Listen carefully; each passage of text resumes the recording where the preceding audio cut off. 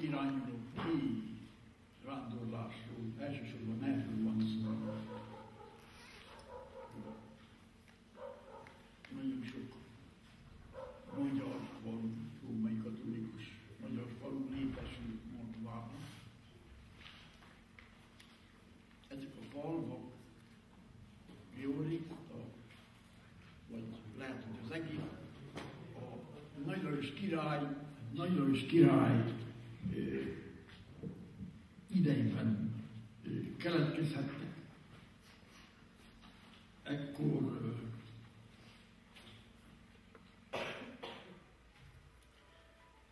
az történt, hogy Lackfi Endre vezetésével a székelyhad elüldözte Moldvából a tatárokat. A tatárok hát uralták Moldvát, fennhatóságuk alatt volt. Egyesek azt mondták, hogy a tatros, mert innen jön a tatár szóból a tatros, hogy a tatros völgyében. Én azt hiszem, és lehet, hogy mások is azt hihetik, hogy nem csak a tatros völgyét foglalták el a tatárok, hanem jobbára, vagy jó részt, ha pont nem is tudjuk, a Szerb folyó völgyét is tatárok uralták. Ahogy elűzték a tatárokat, azután Moldvában jelentős számú magyar közösségek alakultak. Ha emlékeznek, Zöld Péter mondta, hogy 62 falu, 9 plébániában van megszervezve. Tehát jó sokan voltak a magyar Moldvában. Ezt akartam az elején megemlíteni, hogy tudjunk erről. Akik vizsgálták a Moldva történetét is, azt állapították, még arra következtetésre jutottak, hogy a Szerb folyó mentén valószínű, hogy végig magyar falvak léteztek, magyar települések, és hogy a Szerb folyó képezte a Magyar Királyság keleti határát. Tehát nézzük meg ezt a kérdést a Madridfalvi veszedelem után, a kivándorlás. Idegen földre siettem, mert hazámban nem élettem.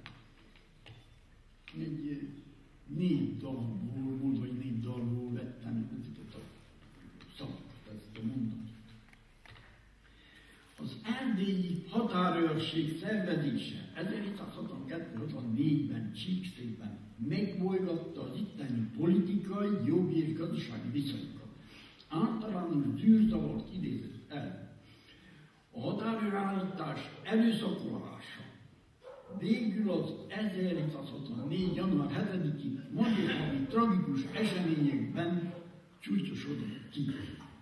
A kivándorlás, a menekülés ezt megelőzően sem volt jelentéktelen, de után majdnem áradattá nőtt.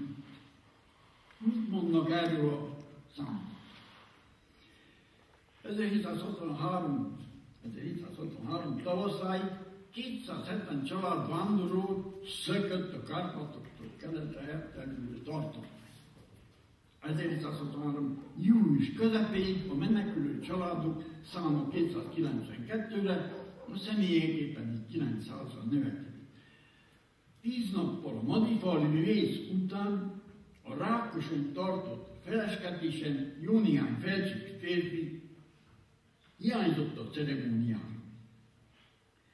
A Madridfalvi zöld mágtás 1764. májusának az elején 22 társával szökött át a határon. Mojnes térségében állapodott meg, ahol még mintegy 100 csíki család tartózkodott. A fiatalember a következő hónap derekán Zöld Péter plébánossal titkon hazajött, amikor Karató ezredes katonái le is csaptak rájuk, és elfogták őket. Sánta Alajos, a Polek Johann által gyűjtött források nyomán azt állítja, hogy a Madifali részt követő években Moldvában 7-800 ezer székely magyar menekült élt. Nagyobb részük Csíkból, kisebb részük 3 székről menekült származott. Itt én azért, tehát van egy számunk, amelyet pontosan nem tudjuk milyen alapon számították, mégis azt gondolom, hogy ez a szám azért túl sok.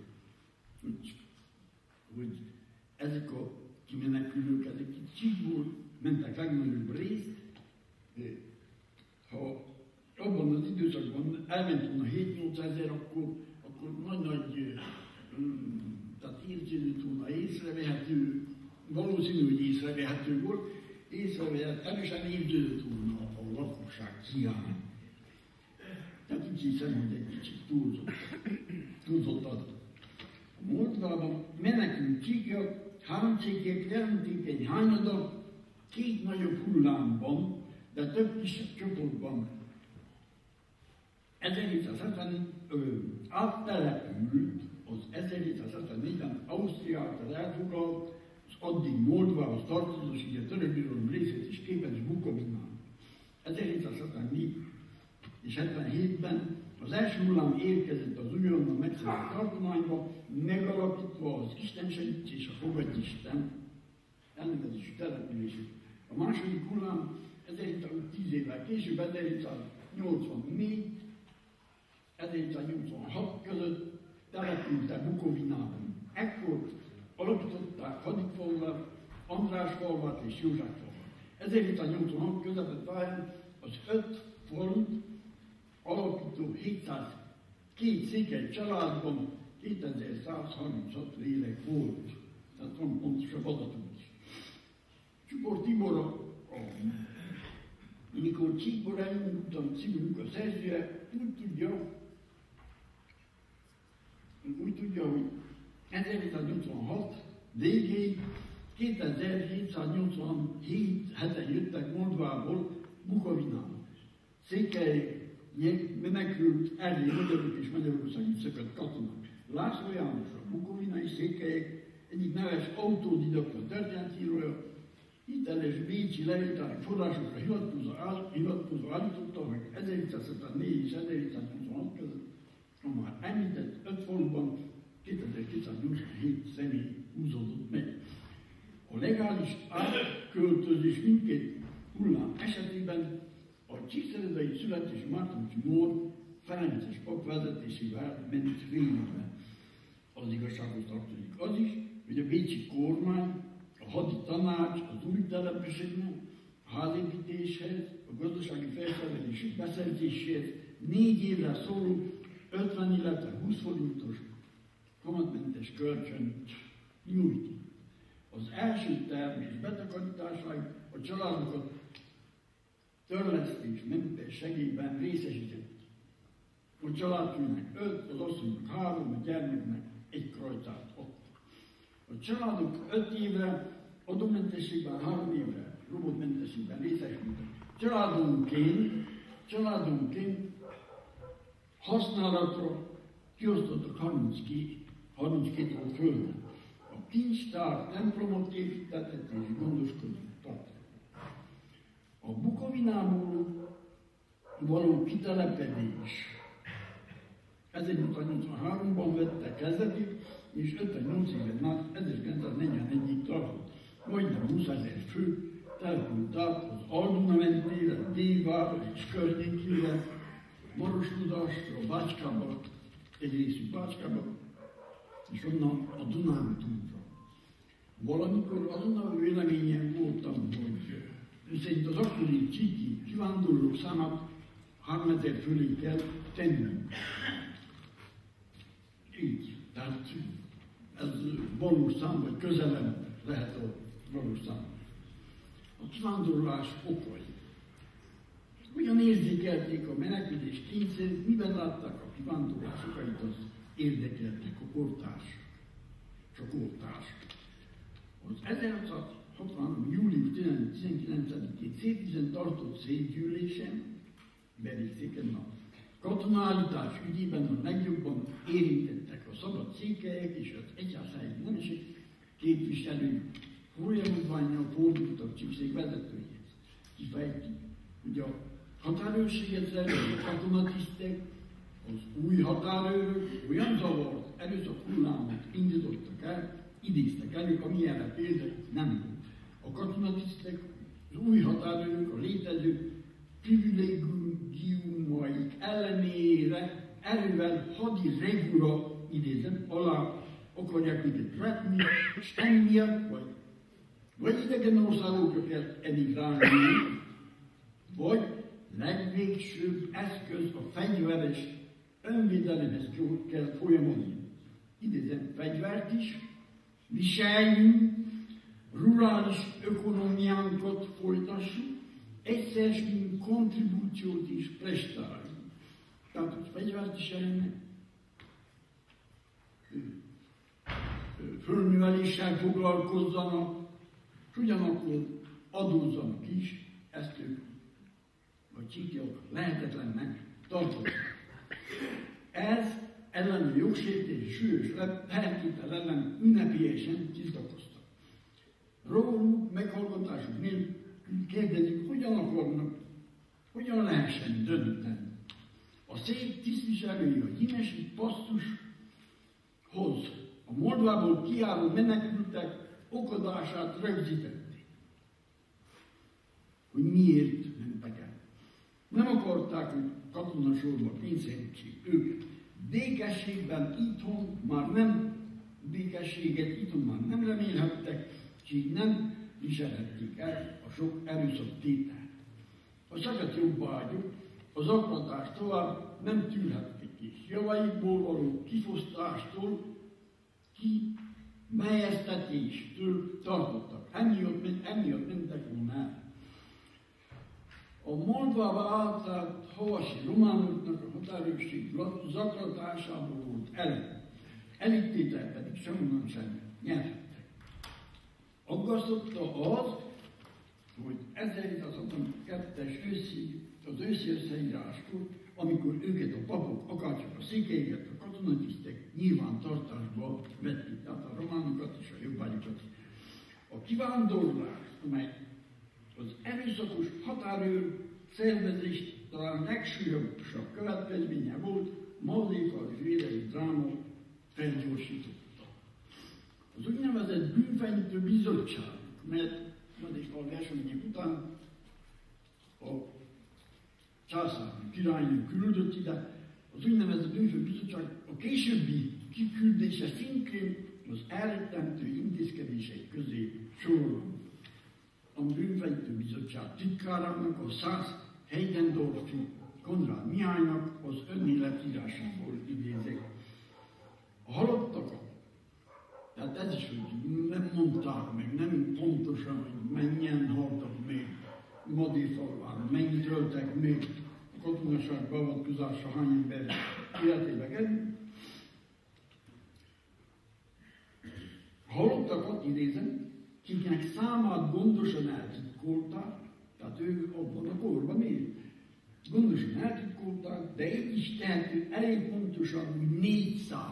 Tehát ő a halottak száma 400-ra kortárs, és éppen ezzel foglalkozott, 400-ra Madéfalván kívül egy magas kereszttel megjelölt domb alá temették. 45 ember földi maradványai nyugszanak ott. Tegyünk hozzá, én azt írtam, hogy 43 széke, a többi csíki. Nem tudom biztosan, hogy ez egészen pontos se így, amit mondtam, de az a 45 ember, akinek a hangba nyugszanak, azok leginkább háromszékiek. Egy cigány ember is oda került, közép került, mert ágyúgolyó talált el, és meghalt a beavatkozás. Mintegy 100 sebesű foglyot a Szeredai várba küldtek. Bár így folytatták alapos megfontolás után, a fenti foglyokat, vagyis akiket Szeredába hajtottak, fenti foglyokat szabadon bocsátották, kivéve azokat, akiket a határos tisztek felbújtóknak mondott. Ezzel a csíkjakat akarták megnyugtatni, ugyanis idézem, félelem ült az emberekre, akik azt gondolták, hogy a nyomozó bizottság mindüket felakasztatja, kerékbe töreti, vagy felnyásoltatja. Mert valaki, mi közülünk, bizottsági tagok közül valahol mutatkozott, minden asszony és gyermek rohant és elrejtőzik. A fiatal Zöld Mátyás, akit a plébánossal, Zöld Péterrel egy tartóztattak le a katonák, a kivándorlás okán a katonai szolgálatot, idézem, exercírozást hozta fel, és azt, hogy a csíkjak nem szenvedhetik, hogy a hajukat befonják, tehát nem értenek súlyba. A Matifalu veszedelmként ismert történelmi események kérdéskerülvel foglalkozók zömében úgy látták, hogy nem csupán a jogtiklás, az erőszak alkalmazása, hanem más indítékok is közrejátszottak a kivándorlás hullám kialakulásában. Sánta Alajos azt az álláspontot fogalmazta meg, többek között, amely szerint a szegénység, a kenyértelenség, űzött idegen földre számos felségét gyertő család. Csupor Tibor, a már említett könyvében, az Andrásfalvi László Márton nevű torforgatót idéz. Nem csupán a katonaság elő, hanem a szegénység miatt menekültek Moldvába. A kivándorló csíkjak szájhagyományát rögzítette tömören László Márton. Gyengék voltak földek, sokaknak földjük sem volt. Nem rendelkezünk elégséges adattal ahhoz, szerint a viszonylagos túlnépesedést is a kivándorlás előidéző okok között emleges.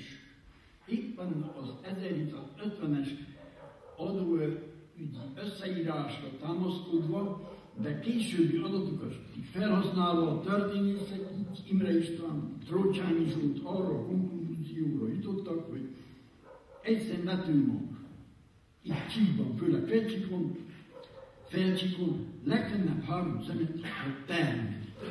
Megemlítem itt, hogy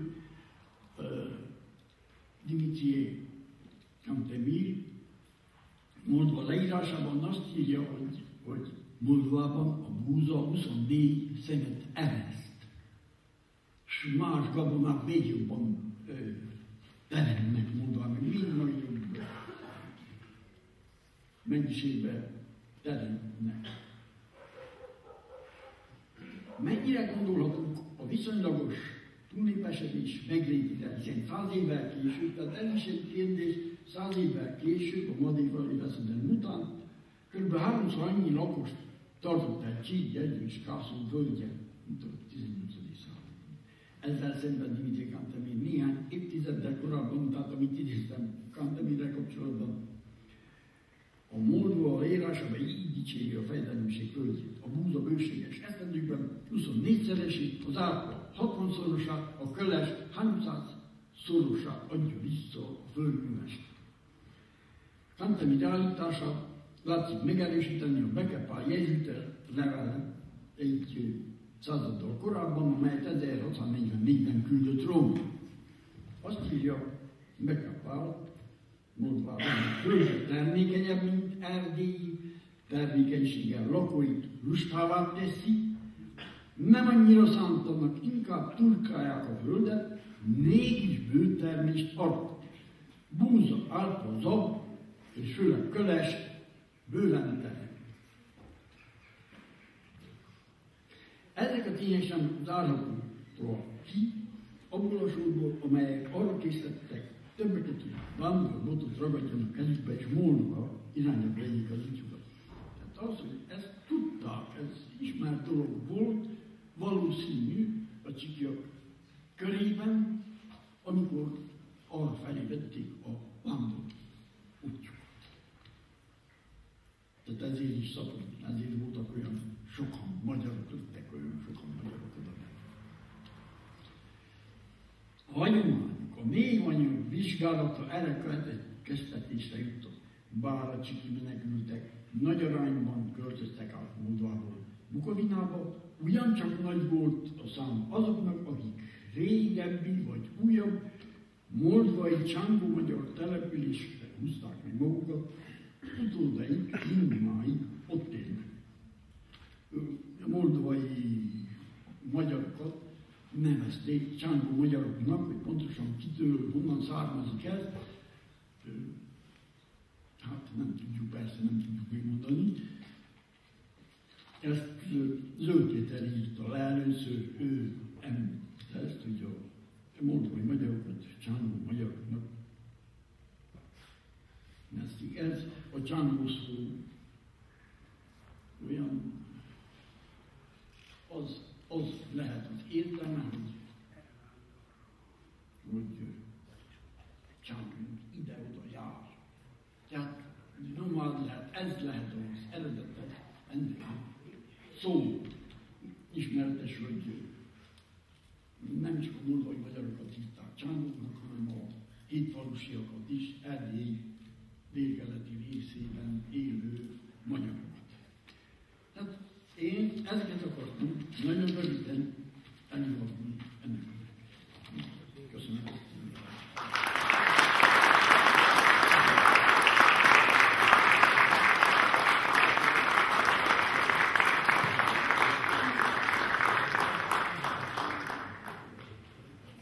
Köszönjük szépen. Utolsó előadó következik. Csikány Tamás Budapestről érkezett, és a Székely határőrök a csatatereken címmel tart előadást.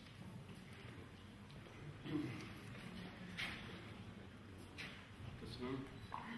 Tisztelt Hölgyeim és Uraim! Az eddigi előadások jó részt arról szóltak, hogy a székelyek hogyan is álltak ellen mindenféle császári akaratnak, és hogyan próbáltak kibújni a katonai szolgálat alól, azon a szolgálat alól nem lehetett kibújni. Ez éppen itt bizonyosodott be Madé falvánál. Ezt követően megkezdődik a székely határőrség megszervezése. 2 székely határőr gyalogezredet, illetve egy huszárezredet szerveznek. Emellett még párhuzamosan 2 román határőr gyalogezredet is. És a székelyeknek nagy volt az elszántsága az ellenállásban, majd látni fogjuk, hogy tulajdonképpen a katonai szolgálatban hasonló elszántan harcolnak. Nem véletlen alakult ki egyébként a birodalom vezetésében ott az udvari haditanácsnál Bécsben az az eszme, hogy a székelyeket be kell vonni a katonáskodásba, hiszen a székelyek régi híres katona nemzet, tehát mindenféleképpen annak a császárságnak, amely szinte folyamatosan háborút viselt, szüksége volt a székelyekre. És hogy mennyire jó volt az a számítás, és mennyire bevált, ezt nagyon jól bizonyítják azok a háborúk, amelyek gyakorlatilag 1851-ig folyamatosan, amelyben ott voltak a székelyek, és harcoltak, és kiválóan helytálltak. A következő képen talán már az látható is, hogy mely háborúkban vettek részt. Tehát már rögtön 1778-79-ben az úgynevezett bajor örökösödési háborúban ott vannak a székely vitézek. Nem igazán értem, miért vitték oda ki őket, hiszen ez nem volt igazából egy komoly háború. A bajor uralkodóház kihalt, és a poroszok, illetve az osztrákok is Bajorországból szerettek volna kicsippantani részeket, és ezért elindult egy ilyen háború. De ez olyan háború volt, hogy csapatok kerülgették egymást jobbról-balról, mindenki nagyon vigyázott, hogy elhogy véletlenül valami csatára kerüljön sor, és előbb-utóbb addig vándorolgattak, míg elfogyott az élelem, úgyhogy a katonák egy idő után semmi mással nem voltak elfoglalva, mint hogy valahonnan szerezzenek valami ennivalót, ezért hívták a kortársak is már ezt krumpli háborúnak, mert leginkább a krumpli földekén zajlottak különböző harci események. Csetepaték persze voltak, amelyekből tudjuk, hogy a székelyek elég jó ki is vették a részüket. Aztán jön a török háború 1788 és 90-ben. Ez a székelyeket érinti természetesen, hiszen egy olyan háború volt az, ami a Balkán-félsziget jelentős részére kiterjedt, Moldvára és Havasalföldre is, amit akkor Oláországnak hívtak. Így nyilvánvalóan Székelyföldet veszélyeztette ez a háború, így a székelyeket joggal alkalmazhatták, hiszen a hágók védelmében óriási szerepük volt. Közben persze még a hórafelkelés leverésében is ott voltak a székelyek. Aztán jönnek az 1792-től zajlódó francia háború.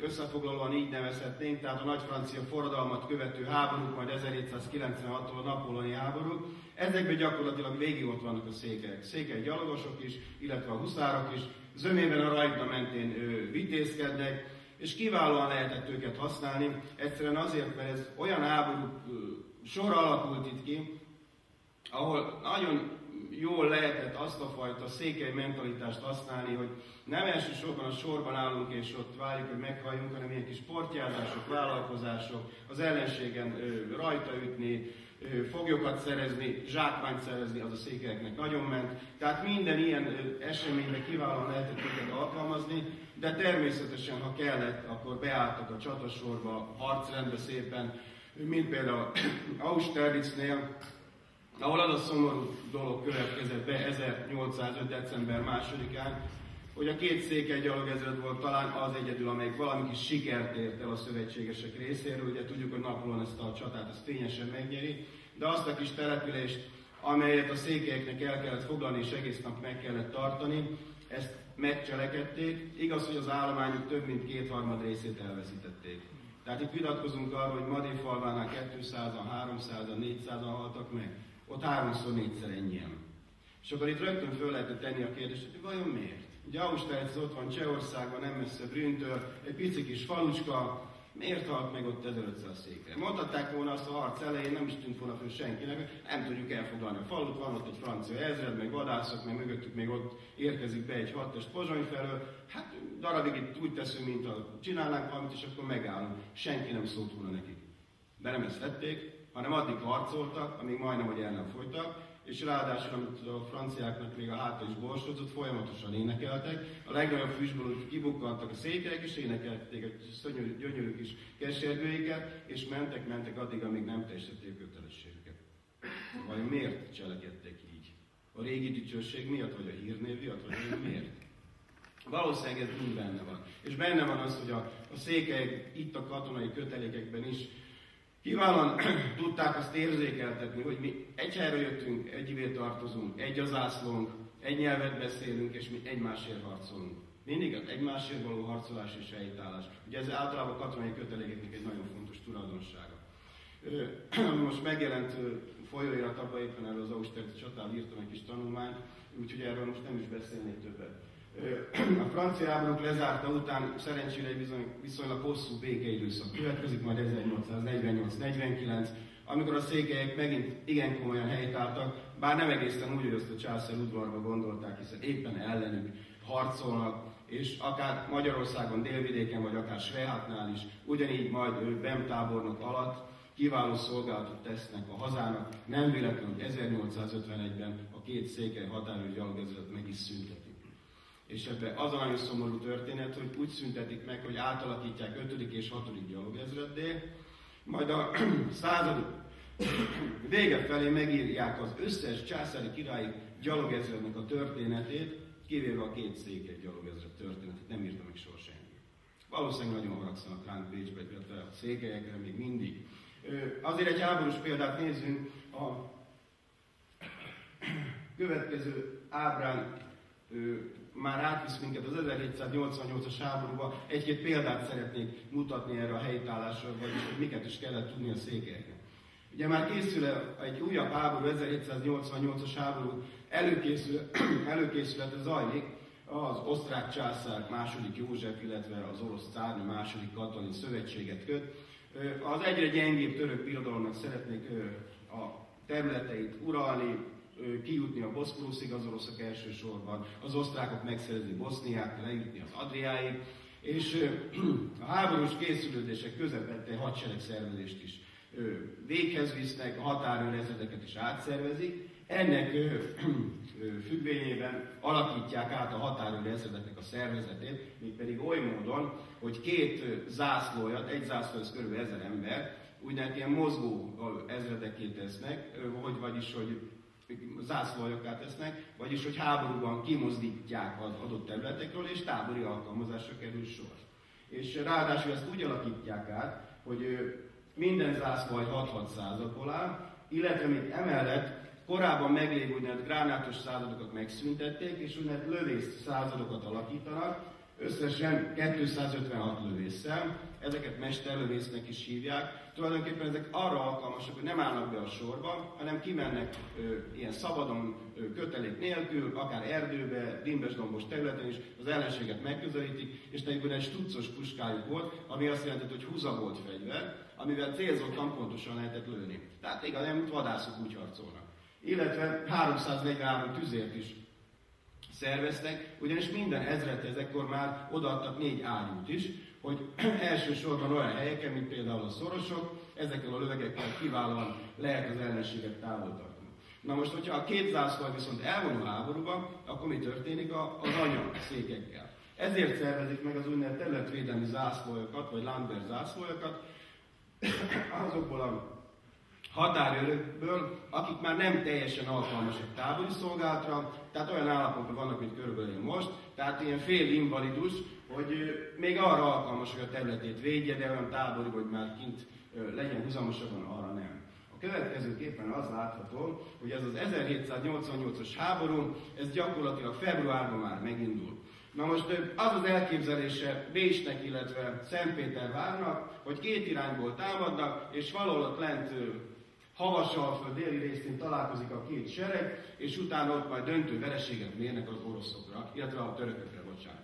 Na most ennek megfelelően felvonult a császári sereg is, hát egy ilyen szép, hosszú vonalban látjuk, hogy egészen az Adriai tengertől föl Galícián keresztül a mai Ukrajnáig, tehát ez a körülbelül 200 000 fős haderőt, ami az uralkodó rendelkezésére állt, ezt ilyen szép kordonszerűen elrakták. Ez a lehető legrosszabb variáció, de hát ennyit értettek hozzá.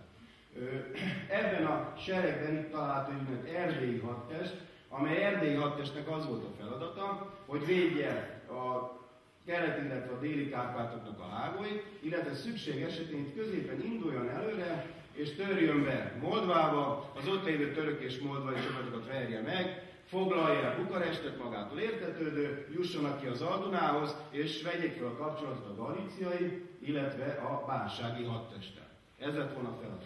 A következőképpen az látszik, hogy mi is tehát a feladata. A Tölgyesi, Gyimesi, Ojtozi, Bodza, Ósánc, Tövösi és Törcsvári, valamint a Vöröstorony és a Vulkán szorost kellett az erdélyi csapatoknak védeniük. Minden szorosba eredendően kb. 1000 ember, illetve egy gyalogosztályt, ez kevesebb, mint 1000 ember terveztek, egy lovasszakaszt és 2. Következőképpen a Fabrice Altábor megy ennek az erdélyi hadtestnek a parancsnok, ő volt egyébként az erdélyi főhadparancsnok is. A határőrökön kívül még rendelkezett 10 gyalogzászlója, 12 lovasosztálya. A határőrök a két székely mellett még a románt is bevonták természetesen, illetve a székely huszárezrednek a zömét is. A következőképpen már az első, akkor még nem első határőr ezrednek a parancsnokai Petrisevics Horváth Kázmér ezredes volt, és azon a képen láthatjuk nagyjából a szervezetét. Ugye 12 századból áll ez a két tábori zászló, amiről beszéltem. Az ezredparancsnokságnak a székhelye Szeredában volt, miként itt volt az első századnak a parancsnoksága is. Ebben az időszakban úgy hívták az első század, hogy ezredesi század. Elvileg az ezredes, az ezred parancsnok volt, de természetesen nem ő, hanem a századparancsnok. Volt egy alezredesi század, ennek a székhelye Gyergyó Szent Miklós volt. Utána volt egy első őrnagyi század Szentgyörgyön, Gyergyó-Szentgyörgyön. Második az Taplocán volt. A következő század, itt most már a század parancsnokok nevéről nevezték el a századokat. Alfalu, akkor Gyergyó-Alfalu természetesen. Kápolnás, igen, Szent Imre, Ditró, Újfalu, a legalsó az Kászonfeltíz, a Csé Tamás az valószínűleg nem én vagyok, hanem Csíkszent Tamás lehet. Tehát, és az is látható, hogy minden század kb. 270-280 emberrel állt ki, tehát ez volt az a kivonuló létszám, amivel elfoglalták a helyüket. Következőképpen az látható, tehát a Kárpátok vonulatát kellett biztosítaniuk. Na most a második székely gyalogezred alapvetően a Törcsvári szorostól szállta meg a a hágókat nagyjából az Ojtozik, és Ojtozva, illetve attól északra pedig az első gyalogezrednek a csapatai vonultak ki, és szállták meg a szorosokat. A következő képen viszont azt láthatom, hogy Moldva területére is ki kellett menni, mint ahogy az hallható volt. Ennek megfelelően az ezredparancsnok a csíki gyalogezred másik zászlójával elindult, hogy a Moldvába betörjön, és a Fabris tábornok parancsainak megfelelően különböző vállalkozásokat hajtson végre.